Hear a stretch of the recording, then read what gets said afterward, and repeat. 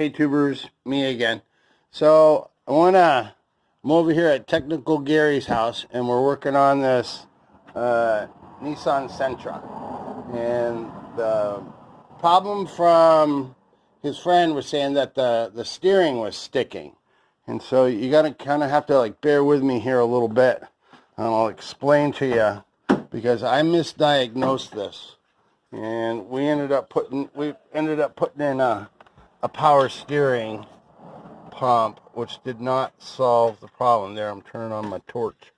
So anyways, the symptom is that when you take and you turn the steering wheel, when it got to about here, it would bind a little bit, and then it would go past, and then it would bind again. Like every 90 degrees, it was binding.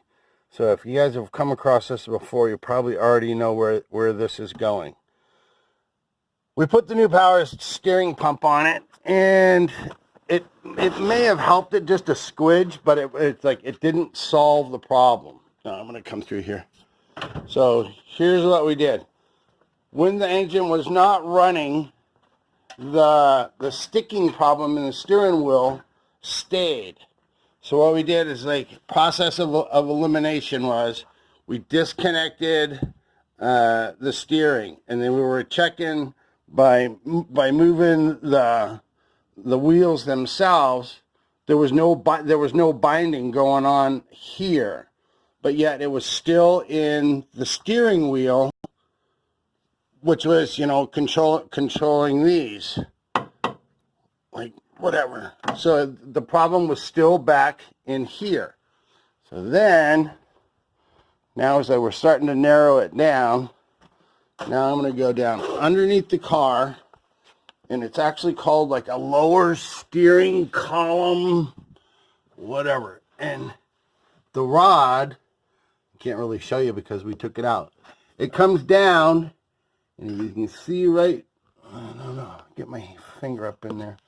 Anyways, it's this little piece right here that comes out of the rack. There's a universal joint where this connects. There's a universal joint just above that. And then, whoops, there's a rod. No, it's hard for an old guy to do a sit-up. And then, underneath where the steering column is in here, that's where the rod would go down right through here. And then here's the connection piece, which also, hopefully that focus, which also has a universal joint. So, Technical Gary, he's a big, strong dude. He's huge. Show him how that doesn't bend. So, here's what the problem was. The universal would bend in one way, and it just will not go the other way. That's the problem. So we need to take and replace this part. What was it on the internet? The price? It'll vary from 50 to 300 bucks. Yeah. So we're going to go down to You Pull It. We're taking this one with us, so we're going to go and find another one, match it up, bring it back, stick it in, and then that's going to take care of our problem. So we'll be back in a little bit. Okay, guys, so now we're over here. We got a little tool bag here. Technical Gary's got his bag. Now we got the way they work this is that if you go to the website, it'll tell you what row, what do you call it? Like where the car that you're looking for. And then generally on the end, so like you see over here, they got the rows marked on the vehicle. So like that's row 303. This is 302. And it tells you what type of car it is. Yeah, and then under the stickers and stuff, it'll tell you all about the vehicle, like what it is, blah, blah, blah. So this is kind of cool. We've been here before, and this place is just absolutely freaking huge. If you want to, you can get yourself a cart. So, yeah. This is us. So we're going to find that part, take it off. Hopefully like we can find one that's got the engine gone. See how they got them all stacked up on these rims? Look a little sketchy, but it is what it is. This is fun. I love walking through this thing. This is like buying tools or walking through the boneyard. That's what I like to see. And hey Gary, is this a Sentra?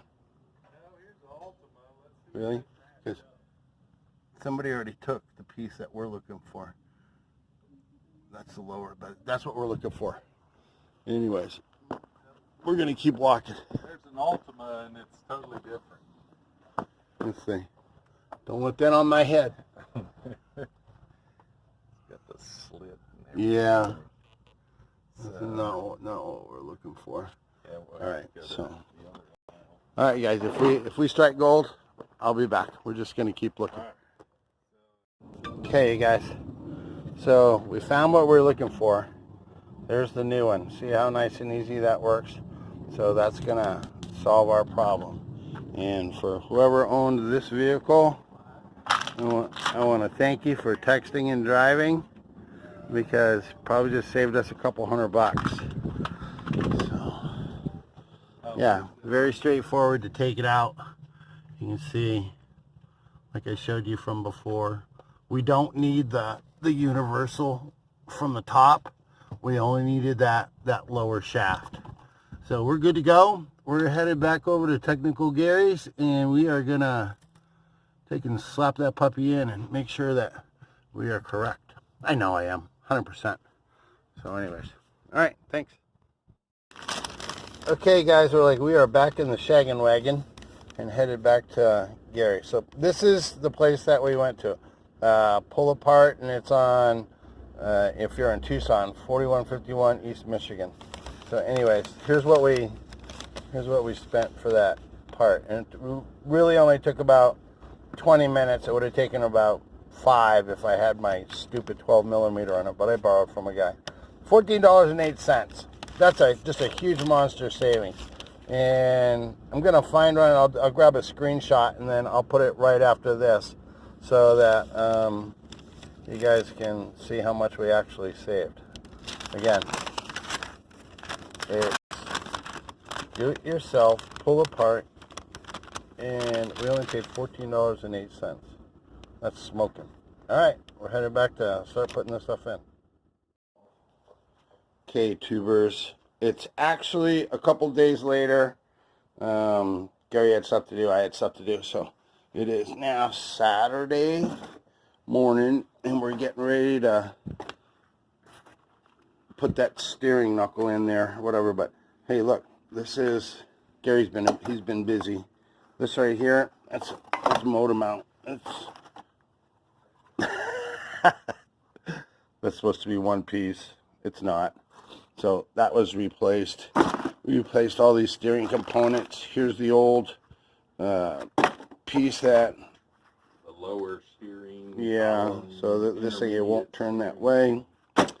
Anyway, so he's done a lot. He's got all the new steering pieces and everything ready to rock and roll. So we just have to take and connect up the steering. A couple of things that we need to address, make sure, because if we don't, it's just going to be annoying, is we're going to do like a quick little, well, I got to turn on my torch. We got to, because of the way that the splines are on the new pieces, like, we absolutely want to make sure that wheel is perfectly straight, because if we put it on like this, it'll always drive down the road like that. So we want to make sure that that's okay. Feed it up down there through that hole. We're going to do the best that we can and show you what it is that we're doing, but we just want to get it done. So I'll be back. Okay guys, now this is first start up. We're going to find out together if this was it or not it.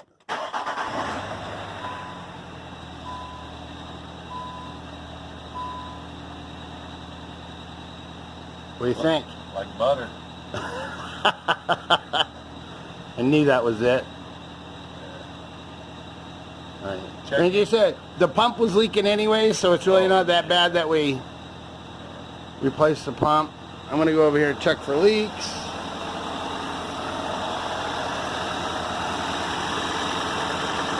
New pump is down in there somewhere. There's a reservoir right here. It all looks good. It all looks good. Perfect. Okay, guys. Oh, we got to get a bolt in there, that's for sure. But that's a wrap on this one. We'll catch you on the next one, guys. Thanks for watching. That's it. I'm done. I'm out.